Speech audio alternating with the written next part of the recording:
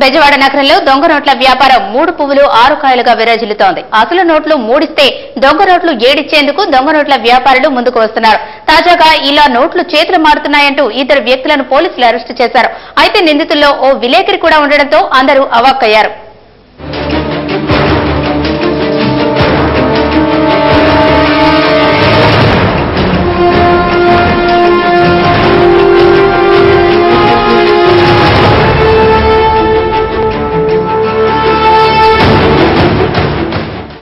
దొంగ నోట్ల చెలామణి చేసే వారికి విజయవాడ నగరం మంచి అడ్డాగా కనిపిస్తుంది.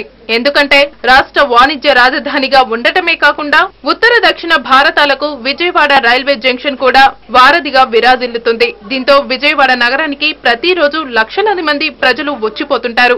దీంతో విజయవాడ నగర వాసులను లక్ష్యంగా చేసుకుని పశ్చిమ బెంగాల్ కు చెందిన దొంగ నోట్ల వ్యాపారులు నోట్ల మార్పిడిని సాగిస్తున్నారు. ఇప్పటికే విజయవాడ పోలీసులు బెంగాల్ కు చెందిన అనేక మందిని పట్టుకున్నా ఇంకా అక్కడి నుంచి దొంగ నోట్లు తీసుకురావడం మాత్రం ఆగడం లేదు. కారణం ఎంతమందిని పట్టుకున్నా ఆ రాకెట్ సూత్రధారిని మాత్రం పోలీసులు పట్టుకోలేకపోతున్నారు.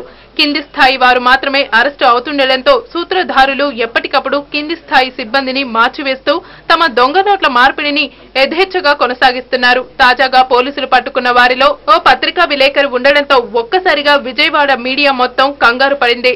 తమలోనే దొంగ నోట్లు మార్చే వ్యక్తులు ఉన్నారని అవాక్కైపోయారు. ప్రస్తుతం సదరు విలేకరికి దొంగ నోట్లు ఇస్తున్న బెంగాల్ కు చెందిన అలీంను కూడా పోలీసులు అదుపులోకి తీసుకున్నారు. ఈసారి కూడా చైన్ అలీంతో ఆగిపోకుండా అసలు ఇలా అలీంకు దొంగ నోట్లు అందించిన వారిని పట్టుకుని వారి ద్వారా సూత్రధారులను పట్టుకునే ప్రయత్నం పోలీసులు చేయాల్సిన అవసరం ఉంది. లేదంటే అన్ని కేసుల్లానే ఇది ఓ కేసుగా మిగలడం మినహా ప్రయోజనం ఉండదు.